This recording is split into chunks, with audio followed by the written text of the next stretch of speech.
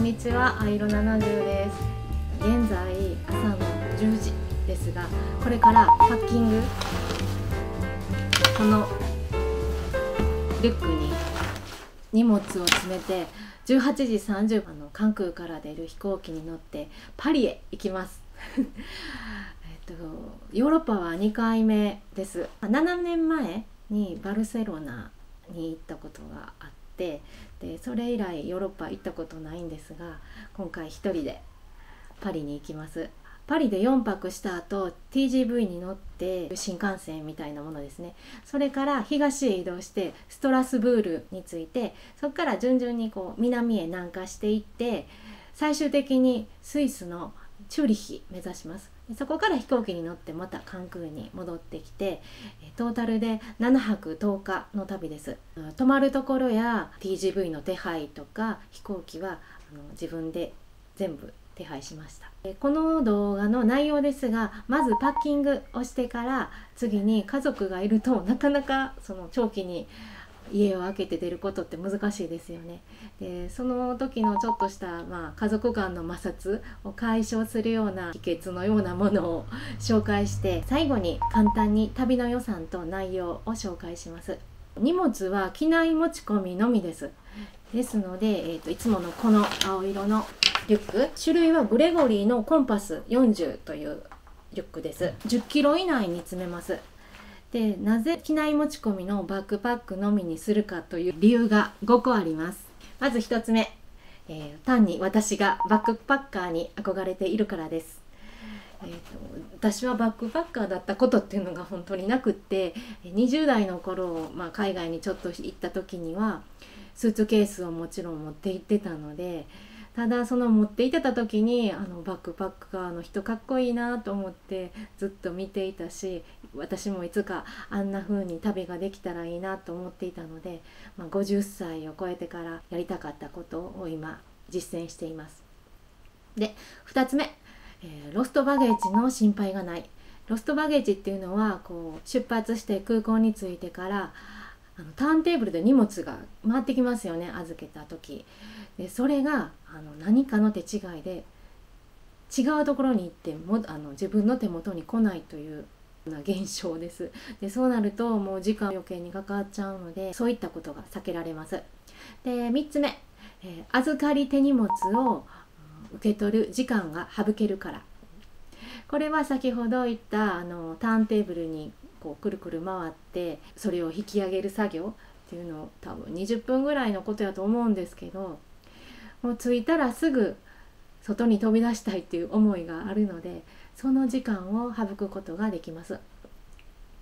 で最後5つ目、4つ目は素早く動くことができるからです。階段があるとスーツケースだったらエレベーターやエスカレーターを探す手間があります。また道が凸凹だとスムーズに動くことができません。で最後5つ目、荷物を厳選するから無駄なものを持っていかなくていい。で無駄なものを持っていかないイコール忘れ物を防ぐことができるので、もう頭の中にそんなに入れてなかったら全部入ってますよね。で宿を変える時とかあれを入れ忘れてるとかすぐ浮かぶと思うので、では順番に今から詰めていきます。このリュックとっても気に入ってるんですが、まずこれが上で、ここにだいたいいつも大事なものを入れてます。で背負った時に取り出しやすいということで、パスポートとか現金とかこのエリアに入れます。ここにだいたい細かいものを入れます。でここが、メインのものいっぱい入れる、荷物をいっぱい入れるところで、そこがあって、これはいつも洗濯物類を入れます。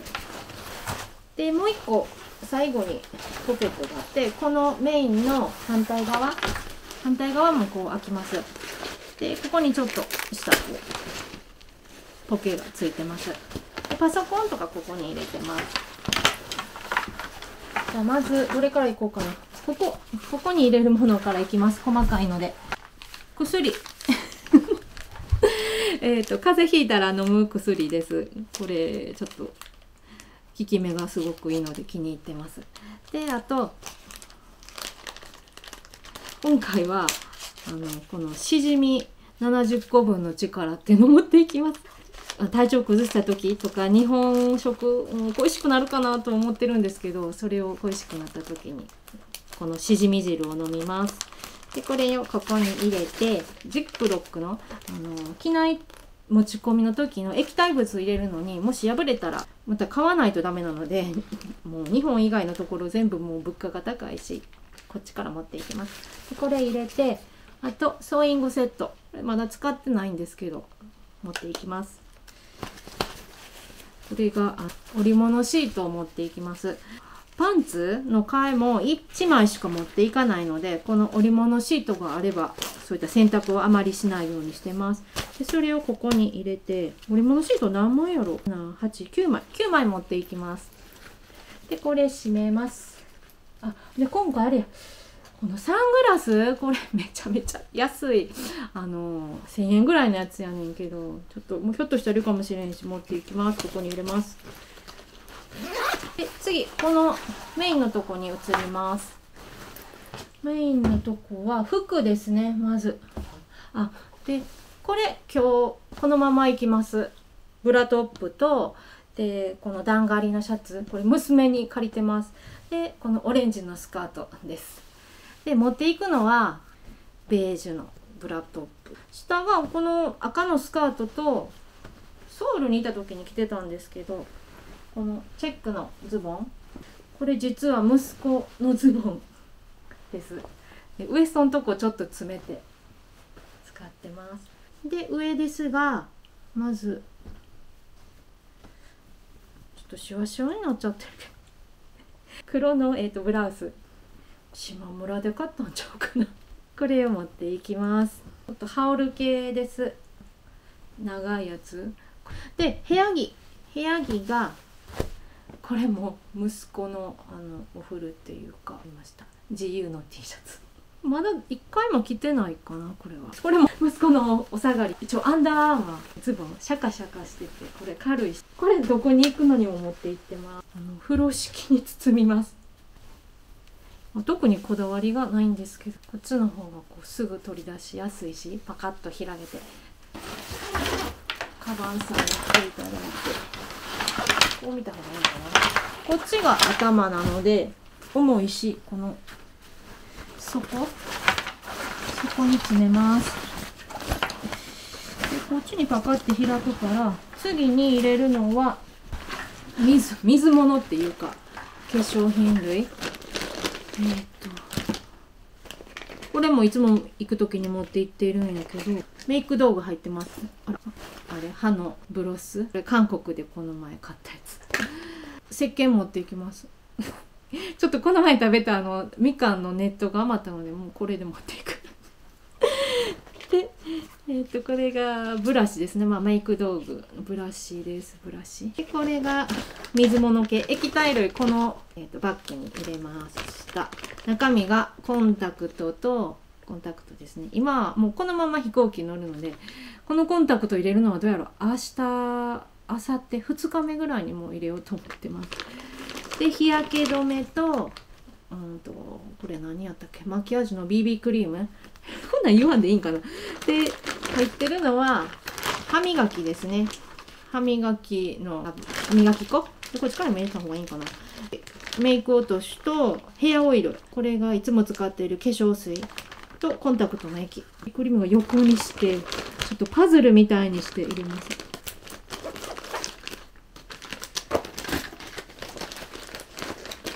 ぴったりサイズ。そう、これちょっと言おうかな。今回何をどれだけ入れたかっていうので、こう入れたとこまで線つけてます。でこれで10日間でどれだけ使うんやろうっていう目安をちょっと自分で知りたいので、液体系には線を入れてます。ほらぴったりサイズで、これを重いんでこの下に入れます。で次入れなあかんのはこれパソコンのケーブル。私デルのパソコン使ってるんですごく重いです。次ここに入れて、これ下着と靴下はパンツですねが1枚と靴下が2枚入ってます。街歩き用のカバンです。これこの前の東京でも使ってたんですけど、京都の市沢新三郎ハンプス、いつもトートバッグで街歩きしてますが、今回はパリでチャックがついてないとすりやられたら困るので、こういう感じでこういう風に持っていきます。スマホ、今ちょっとスマホ使ってるんですけど、これをこのカバンにつけて中に入れて、ここからこうチャックして使うか、もう首からつけて使うか、どっちかちょっと考えてます。かっこいいなと思ってます次、プラグとかですね。USB 挿すやつ、そういう変換器あんまり持ってなくって、いつもこれで、韓国やったらもうこれで済むか、調べたらパリもスイスもこれでいけるそうなんで。あとケーブル類がここになぜか絆創膏も入れてます。これをこの隙間、これがマイクです。パソコンでナレーションを入れる時、こんなん使わんでもできる方法あるかもしれないんですけど、まだよくわからないので、私はこのマイク使ってしてます。でこれをメガネケース入れます。これヘアアイロン、こんな感じでヘアアイロンです。ヘアアイロン入れて、でこれリテーナ私実は八重歯があったんですけど、3年前に矯正始めて、で夜だけリテーナーつけないとダメなので、このリテーナーですなんか適当に入れて、次そこ行きます。そこの部分は洗濯ネット、多分洗濯2回ぐらいできたらいいなと思ってるんですけど、3つぐらい持っていきます。これいらんかな、次回の反省点になるかもしれませんけど、3つ入れときます。でこれが、この前の韓国の時から加わった仲間たちです。鍵です。さっきの入れたこの袋のとこにこんな感じで、こういう感じでつけます。鍵なんかは開かへんし、鍵はもう1個あって、柱にこうくくりつけるときはこれを使って、まだそれやったことないです。これからね、安宿っていうかどっか泊まるんやったらこれ必要かなって思ってるし、持ってます。で鍵がだから2個と、このワイヤーと、あとこのゴミ袋入れてます。直に置くのとても嫌なので、このゴミ袋に入れて、でこれをここに入れます。これもそこに入れます。旅がずっと進んでいくごとにここがたくさん増えていきます。洗い物類が入るから。今はすっからかん。次の逆の横サイドですね。ここに詰めるもの、これエコバッグ、スヌーピーのエコバッグと、これも去年韓国のチェジュ島で1回使いましたピクニックシートです。エッフェル塔の元の公園とかで買ったサンドイッチとか食べれたらいいなって思っているので、これをここに入れるかな。折りたたみ傘、これをいつもこの底に入れて、バッテリーこういった2つ持っていきます。ここにしよう。ここバッテリー入ってます。スリッパ、パリで泊まるとこもスリッパないとちょっと嫌なので、これがいつもの歯ブラシポーチ。保安検査抜けたらここにチューブ入れるけど、今は歯ブラシだけ入ってます。これもここいつもお世話になって、あとお水、保安検査抜けるまで喉乾いたら嫌やし、お水持っていきます。保安検査の時にはこれを空にして通るお水ここに入れます。でここに、あとこの上にパソコン、これがまた大きいパソコン、デルの14型かな。これを入れて、ね、水、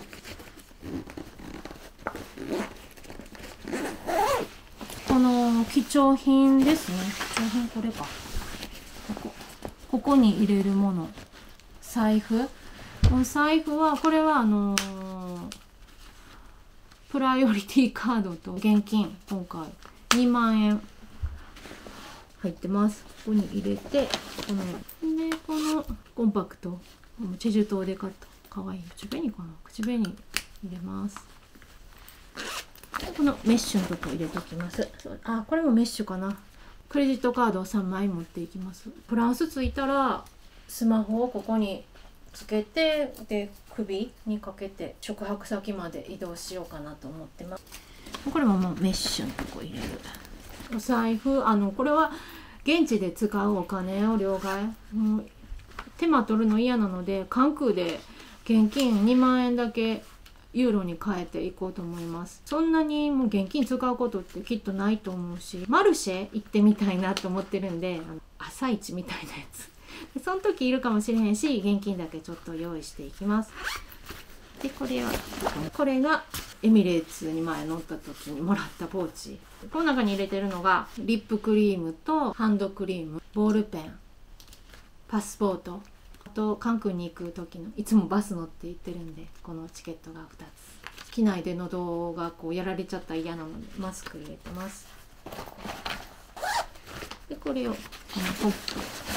あとだからここに入るのは今撮ってるカメラと、スマホがここに追加で入ります。いつもつけてるちいかわちゃん。ちいかわちゃんの中には、イヤホン入ってます。これをここにつけてちょっとバランスよくしたいので、前のサイズで多分閉まってるよね。これで完成やと思います。忘れ物ないと思う。もう一度後でチェックしますけど、これで完成です。ちょっとこれどんだけかっていうのを今測ります。はい、8.4、理想的ですね。10キロまでいけるんで、お土産買ったとしても1キロもいかないと思います。1個言うの忘れてて、このパリの歴史散歩のこの本が行く1週間前ぐらいに存在を知って読んだらすごく良かったので、この本持っていきます。で次がお母さんが長期にわたり家を開けるコツのようなものを紹介します。理想はね、お母さんも好きなことをやったらいいやん、僕や私も好きなことやるしっていうのが理想的で、お互いに尊重して理解し合っていたら生じない問題なんですけど、私も含めそうじゃないお家が大半だと思っています。私がいないことで起こる不便さは夫も子供もない方がどうし、そう言われたわけでもないのに先読みしてしまうんですね。そう思っているんやろなとか、先読みするとまたその次の予定が言い出しにくい。旅行が決まったんやけど行くって言ったら嫌がるやろなとか思ったりするから、言い出しにくくなっちゃって、もう私も毎回そうです。母親が、気分的に気持ちよく出かけたり、家族にもその辺を分かってもらえるとお互いにこう気持ちよく過ごせる方法を2つ考えました。1つ目ですが、母親がいる以内で家族が受けるギャップを少なくするっていうのが1つ目です。私の家でいうと長男は今年から大学生なんですけど、ここまで私がお弁当を詰めていたんです。でもこの4月から彼自身でお弁当を詰めるようにさせて、あと洗濯物も自分でさせています。普段からしていると私がいなくなった時に困らないですよね。ただこのねそういう風にさせることが根気がいるんです。本人もやりたくないし、で私も自分がやった方が早いんですけど、自分が出かけるためと彼が生きていくためには必要なことなので一緒に住んでいますが、もし彼が一人暮らしをしたらこういうことは自分自身でやっていたんやろうなっていうことを想像しながら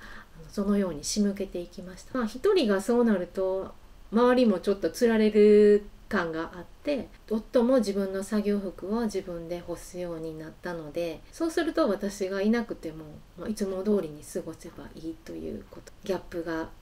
少ないですよね。でまた私がいないこの、10日間のご飯のおかず代として夫に1万円、長男と次女にそれぞれ1万5,000円渡しました。1日、1500円の計算です。子どもたちは。夫には毎月朝昼の食費を渡しているので、今回は子どもたちより少なくなってます。この金額が多いか少ないかっていうのは本人の使い方次第やと思うんですけど、節約しようと思ったら毎日お弁当を作ったらいいし、そのためのおかずっていうのは冷蔵庫に入ってるんです。例えばミートボールとかハンバーグ。そうで、今日からもう私は作ってないので、娘の方はどっかで買うみたいで何も持たずに出かけました。で、長男はお弁当を作りましたね、今日の朝も。で、その辺節約して他のことにお金を使おうかなと思ってるのかもしれませんが。で、次、先ほどの続きですね、母親が家を空けるコツ。これの2つ目、好きなものに対しての家族に情熱を見せるということです。私の場合だと少しでも空いた時間があると YouTube の編集をしたり、デュオリンゴのアプリを使って語学学習を家族がいるリビングでやっています。例えば逆にね、子供とか夫がこういうことが好きなんだっていうことを私も知ったら、自分には興味のないことでもそんなに一生懸命にしてるんやったら応援しようっていう気持ちになりますよね。だからそういう情熱を見せるということも大事だと思います。